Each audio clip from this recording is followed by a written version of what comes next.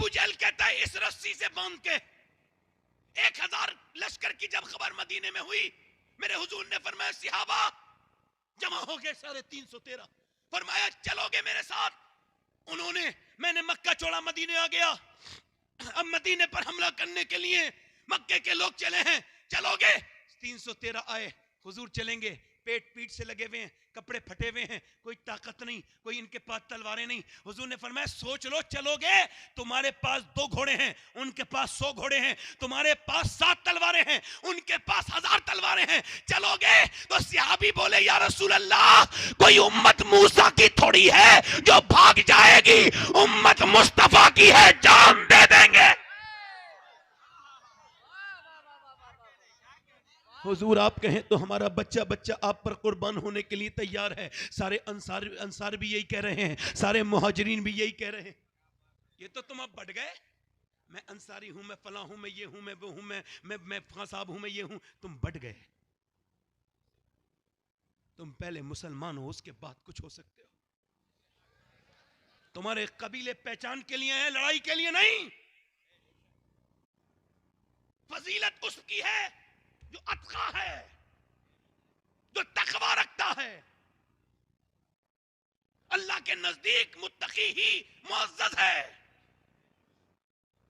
توجہ کرو، میرے نبی نے فرمایا تو صحابی بولے حضور بچہ بچہ قربان ہو جائے گا۔ فرمایا چلو پھر، کھجور کی ڈنڈیاں دے دی حضور نے، لو انہیں کھجور کی ڈنڈیاں دے دو۔ اب کھجور کی ڈنڈی لے کے ہوفلیس ہو جاتے، تھوڑے گھبرا جاتے، مگر کھجور کی ڈنڈی ایسے گھماتے ہوئے لے کے جاتے تھے جیسے کھجور کی ڈنڈی نہ ہو، کوئی توپ ان کے ہاتھ میں ہو، کوئی ایٹم بم ان کے ہاتھ میں ہو، ایسے گھماتے ہوئے لے جا رہے تھے۔ جب یہ گھماتے ہوئے نکلے 313، جب یہ نکلے تو انہیں یہودیوں نے دیکھ کے تانا مارا، او مسلمانوں کیا دماغ مائنڈ لیس ہو گئے؟ کیا پاگل ہو؟ دماغ سے فارغ ہو؟ کیا کبھی کھجور کی ڈنڈی تلوار کا مقابلہ کر سکتی ہے؟ تو صحابہ بولے او یہودیوں سنو، نہ کھجور کی ڈنڈی پر نہ تلوار پر ہے، بھروسہ جتنا بھی ہے مدینے کی سرکار پر ہے۔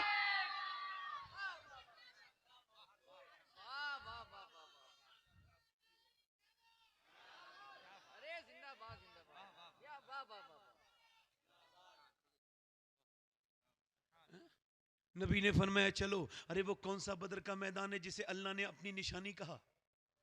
آیت ہے، اللہ کی آیت ہے، بدر ہے نا، ہے نہیں؟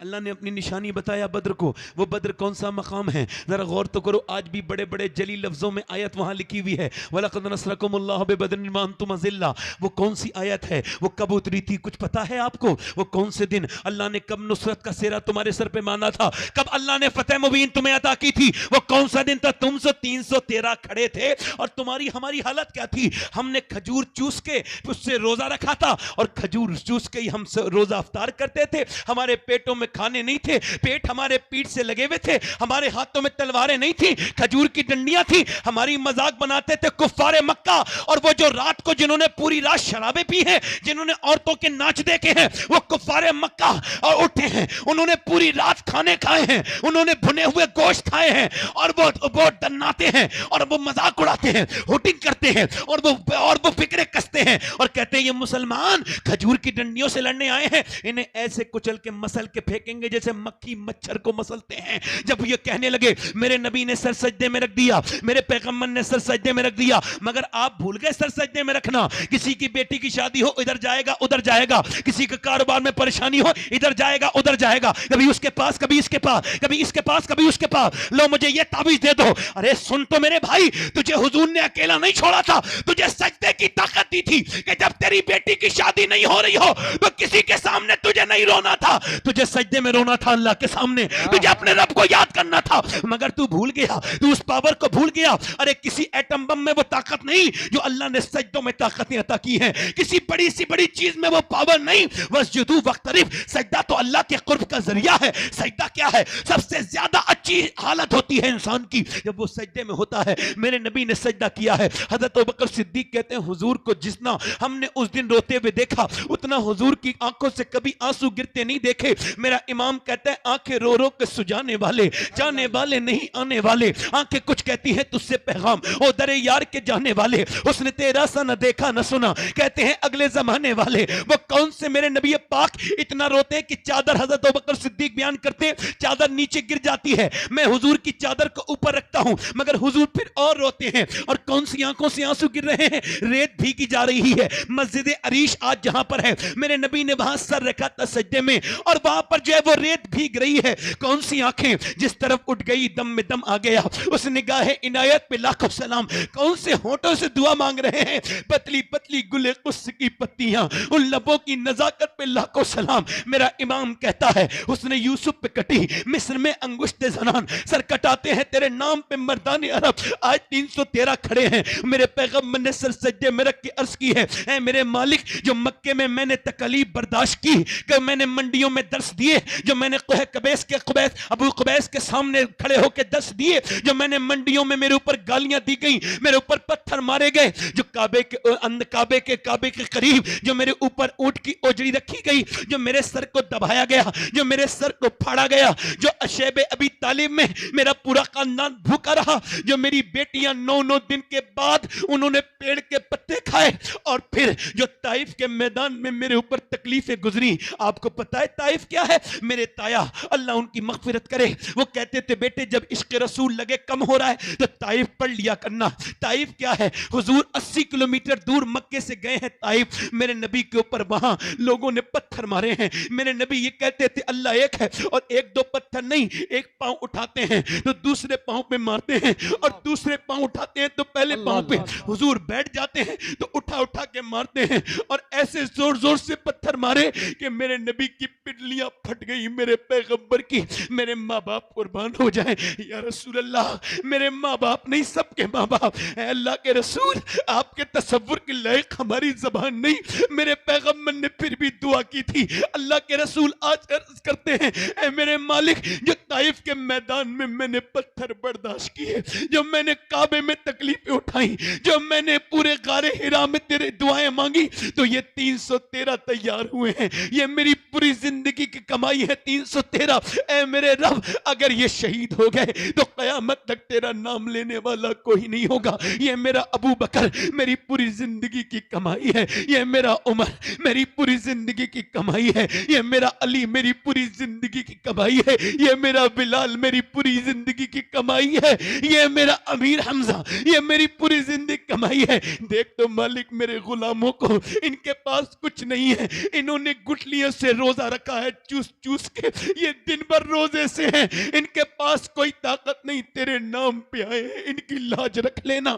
میرے نبی جب روئے ہیں اللہ کے رسول، میرا امام کہتا ہے اجابت کا سہرا عنایت کا جوڑا دلہن بن کے نکلی، دعائے محمد اجابت نے جھک کے گلے سے لگایا، بڑی ناز سے جب دعائے محمد اتنا روئے حضور کہ اچانک اللہ کی رحمتیں جوش آئیں، میرے نبی نے سر اوپر کو اٹھایا، حضور مسکرائے، حضرت ابوبکر صدیق کہتے ہیں، حضرت علی کہتے ہیں اچانک ہوا چلی، میں نے عرض کی حضور یہ کیسی ہوا چلی ہے؟ فرمایا اللہ نے جبرائیل امی کو بھیجا ہے، میرا پہلا وزیر جبرائیل 500 فرشتوں کے ساتھ میدان بدر میں اتر چکا ہے، پر اچانک پھر ہوا چلی، پھر ریت اڑی، میں نے عرض کی حضور یہ کیا ہے؟ حضرت اب میرے آقا نے فرمایا میرا دوسرا وزیر امی کائل 500 فرشتوں کے ساتھ اترا ہے، فرمایا میرے نبی نے چلو مسلمانوں اللہ کی مدد آ گئی، چلو چلو، اب مسلمانوں نے کھجور کی ڈنڈیاں اٹھائیں، ایک طرف نعرہ تکبیر والے ہیں، ایک طرف اپنی شمشیر پر ناز ہے، ایک طرف نعرہ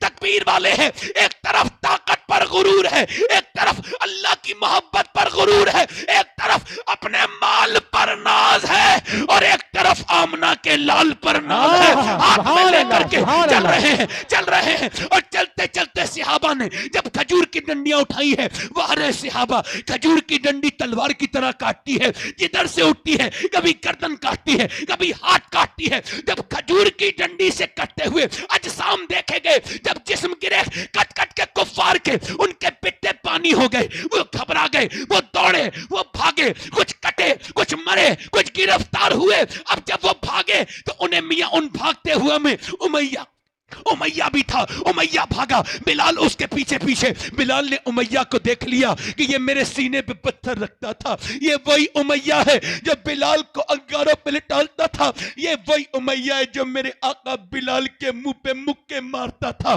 بلال امیہ کے پیچھے دوڑے، امیہ بھاگا. کب تک بھاگتا موٹا؟ حضرت بلال نے جا کر کے اس کے منہ پہ گھوسا مارا، وہ زمین پر گر گیا. بلال کو دیکھنے لگا، بلال نے کہا بے دیکھتا کیا ہے، یہ کوئی بلال کا گھوسا تھوڑی ہے، یہ تو اسلام کا گھوسا اوپر کے منہ پہ لگا ہے. نعرہ تکبیر، نعرہ رسالت، نعرہ رسالت. خواجہ کا ہندوستان، فیضان حضور غوث اعظم، اولاد غوث اعظم.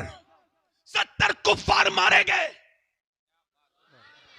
اور 312 صحابہ نے مل کے 35 مارے اور 35 اکیلے مولا علی نے مارے.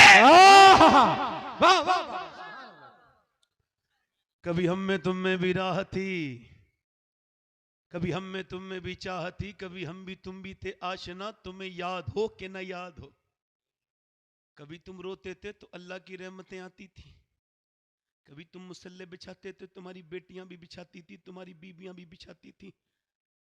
تو ہم تمہارے، اللہ کہتا ہے میں تمہارے ساتھ تھا، میں نے تمہارے لیے فرشتے بھیجے تھے.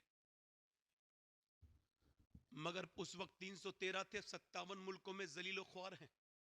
سجدے چھوڑ دیے، عبادتیں چھوڑ دی، گھروں میں بڑا سا LED لگا ہے، اس پر باپ بے شرم بھی فلم دیکھ رہا ہے، اس کی ماں بے شرم بھی دیکھ رہی ہے، اس کی بیٹی بھی دیکھ رہی ہے، سب گندی تصویریں بھی آ رہی ہیں اور یہ امت برباد ہوتی چلی جا رہی ہے.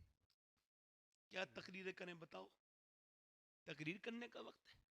ہم نے تو یہ بدر اس وجہ سے بیان کر دیا کہ ہو سکتا ہے کسی کے سینے میں صحابہ اکرام کی محبت کا صدقہ مل جائے،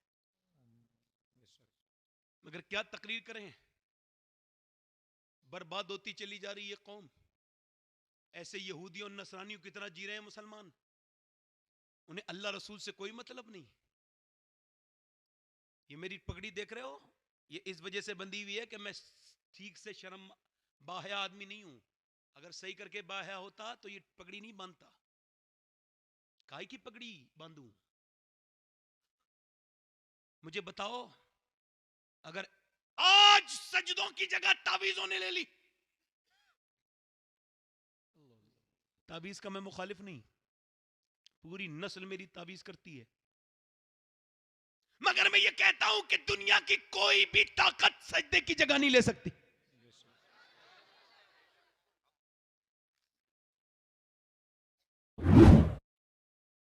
اب بتاؤ، اگر ماں بیٹی بہن سب سجدہ کریں گے تو اللہ رحمت نہیں بھیجے گا؟